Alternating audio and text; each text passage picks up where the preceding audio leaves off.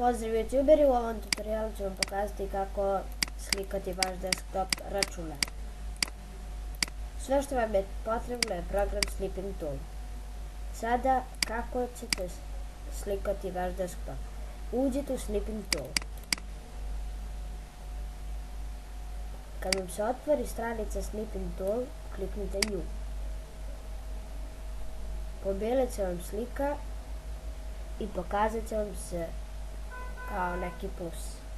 Ako hoćete čitav desktop da slikate, X smestite od jedne ivice do kraja druge ivice desktopa. Pustite miš i uslikat će vam se desktop. Ako hoćete da sačuvate sliku desktopa, kliknite Save Snip. Smestite po vašoj želji sliku.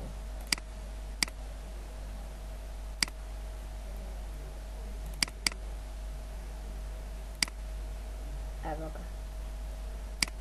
To bi bilo to, nadam se da sam vam pomogao, vidimo se u sljedećem tutorialu. Pozdrav!